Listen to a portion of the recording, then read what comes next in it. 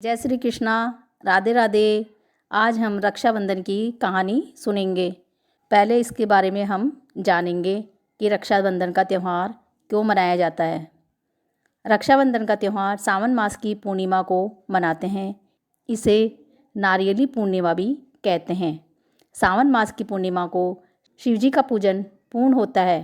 रक्षाबंधन का त्यौहार भाई बहन के प्रेम की डोर का त्यौहार है। इस दिन बहन भाई को राखी बांधती है और भाई के जीवन की मंगल कामना करती है। भाई अपनी बहन को उपहार स्वरूप रक्षा का वचन देते हैं। इस दिन घर के दरवाज़ों पर श्रवण कुमार का चित्र बनाकर उसकी पूजा करते हैं। राम राखी लगाते हैं। ब्राह्मण लोग यजमान के राखी बांधते हैं। अब रक्षाबंधन की कहानी सुनेंगे। एक बार भगवान विष्णु पाताल लोक के राजा बलि के यहाँ वामन रूप में आए। भगवान विष्णु ने राजा बलि से 3 पग भूमि मांगी तो राजा बलि ने भगवान का वामन रूप देखकर सोचा कि 3 पग भूमि तो थोड़ी सी ही होगी। उसने भगवान विष्णु को कहा कि माप कर ले लो। वामन अवतार भगवान विष्णु ने धरती, आकाश और पाताल तीनों को 2 पग में माप लिया। अब राजा बलि से कहा, तीसरा पग कहाँ रखूं? राजा बलि ने कहा, मेरे सिर पर रख लो।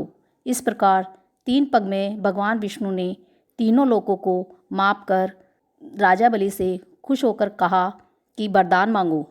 राजा बलि ने वरदान के रूप में विष्णु से कहा कि मेरे यहाँ पाताल में 4 मास तक पहरेदार बनकर रहो। यह वरदान दो। तब से भगवान विष्णु लक्ष्मी जी को स्वर्ग में छोड़कर पाताल में वर्ष में 4 माह तक रहने लगे। अब लक्ष्मी जी को इस बात का मालूम हुआ कि विष्णु भगवान राजा बलि के पहरेदार बनकर रह रहे हैं, तो लक्ष्मी जी रक्षाबंधन के दिन भगवान विष्णु को लेने गई।